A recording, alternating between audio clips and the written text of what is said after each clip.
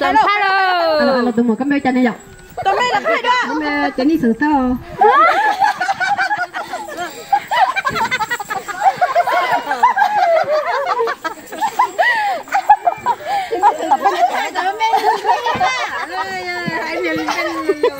Chắc tụi mình cảm ơn cha này dọc.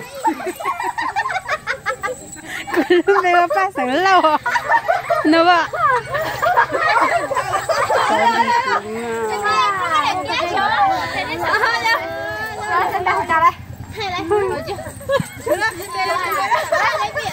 Tụi mình nó chỉ tới không tụi mình có bêu chân này dọc.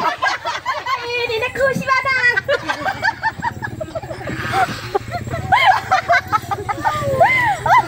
Để sớm phát luôn đi tia.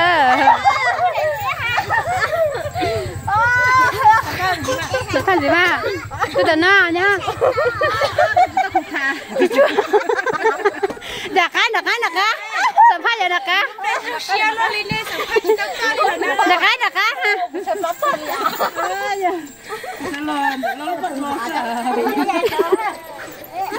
ha. Đặt con nó luôn. Thế là sớm sao? Tôi muốn nói cháu chứ tao ta. Tôi muốn hỏi cho cái cháu mà tôi muốn.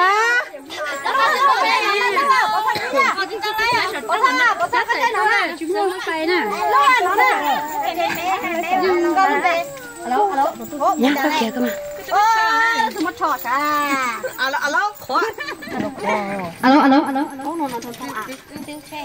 Dạ, cha sớm. Alo. Tao lúc bêu hồi cha này dọc. Có gì mấy lúc là nó sao lúc? Nó nào. Lúc lúc bêu hồi chào. Con đời chào. Chị bảo hai đàn cho. Có cái gì nữa? Ê tụi Chị té cho hồng bia đó. Cái nào nào? Ta chỉ muốn đơn giản như thả hậu. Alo, hồng của tần đâu nào. Alo. Chị hai giờ cả. Alo. ê tụi mẹ nó muốn nó cho xí đu nào là phải nó xem.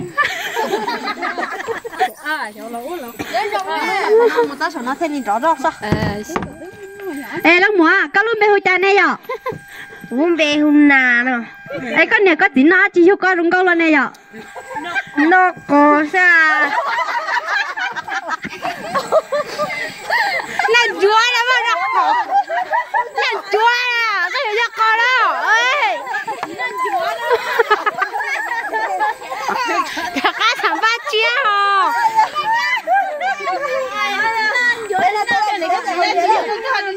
Con này đúng không? Nó tao từ. Cái này sao có là. Còn lúc tôi sao mà lúc hết phần đó. Cái gì tôi sẽ phải. Alo. Sáng từ lúc.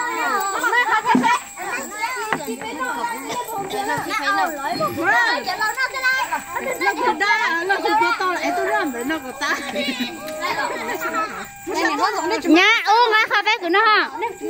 Cho xài dùng cái túi đèn đèn à. Xài cho vào cho tao đã tốt sao nữa ha. Tôi mới đã chỉ là bật chân nó này. Tôi đang sao khác chứ?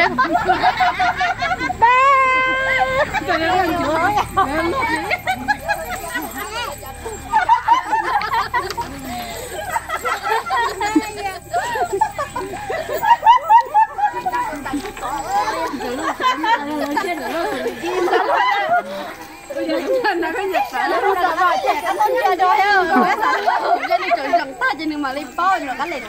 Rất tựa à?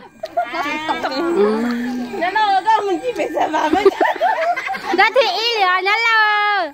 Lúc mà chơi chia nhiều quá vậy. Nó không chia nhiều mà rồi.